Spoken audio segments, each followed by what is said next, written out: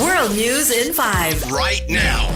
News and developments making headlines around the world in 5 minutes. World News in 5. Here on Radyo Pilipinas World Service.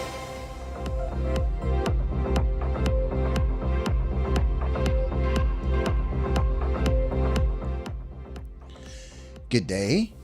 This is World News in 5 here on Radyo Pilipinas World Service. Israel's military confirmed the recovery of 6 bodies of hostages held by Hamas in the southern Gaza Strip. The Israel Defense Forces, or IDF, identified the 6 hostages as Carmel Gat, Eden Yerushalmi, Hirsch Goldberg Polin, Alexander Lobanov, Alimog Sarusi, and Master Sergeant Ori Danino. In a briefing, IDF spokesperson Rear Admiral Daniel Hagari stated that an initial assessment was that the victims were brutally murdered shortly before the Israeli military reached them in an underground Hamas-run tunnel located in the city of Rafah. Due to the incident, the Hostages Families Forum urged Israeli Prime Minister Benjamin Netanyahu to deliver a public statement taking full responsibility for the failure to rescue the hostages. Prime Minister Netanyahu, meanwhile, stated that Israel would not stop until those accounted for the death of the victims were held accountable. The Prime Minister reiterated in a statement that the government was dedicated to protecting national security and reaching an agreement to free those still in captivity.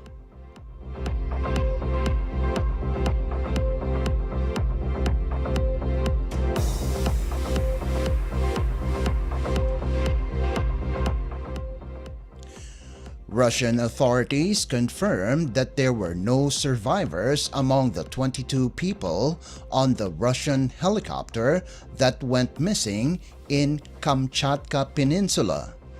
The Mi-80 helicopter was carrying 22 people, including 19 passengers and 3 crew members, before the report of its loss on Saturday. The helicopter was reportedly heading its way to the village of Nikolaevka from a location close to the Vachkasets volcano, both of which observed low visibility, fog, and drizzle. Due to poor conditions it encountered while flying in the region of Kamchatka, the aircraft crashed into a hill as confirmed by the Russian news agency TASS.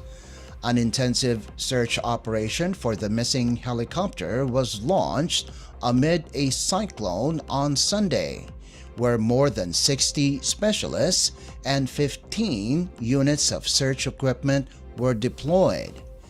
The Kamchatka Investigative Department is looking into the incident, focusing on potential violations of traffic safety and air transport operation rules as possible cause.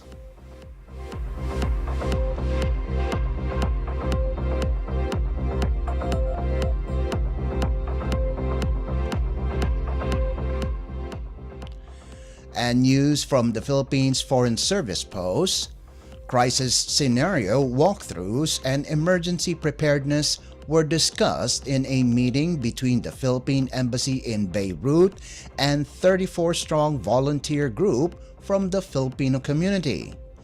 The meeting was held in coordination with the Migrant Workers Office, or MWO, and the Overseas Workers Welfare Administration, or OWA, which aimed to strengthen the embassy's contingency plan, especially in case of heightened crisis alert in the region. At the event, the attendees were also briefed on the preparation of emergency kits as first step measure to ensure their personal safety and readiness for any emergency situation. The embassy officials provided information about their contingency plan, including the locations of gathering points and shelter in Lebanon. The officials also explained the tasks of area coordinators and emphasized the importance of keeping in touch with the embassy and Filipino community.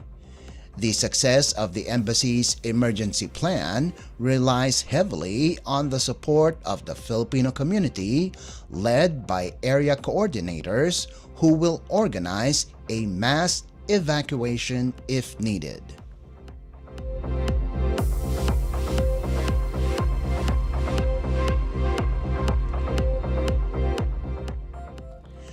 And that concludes today's edition of World News in 5. For Radyo Pilipinas World Service, this is Leo Magpayo. Good day. World News in 5. Right now. News and developments making headlines around the world in 5 minutes. World News in 5. Here on Radyo Pilipinas World Service.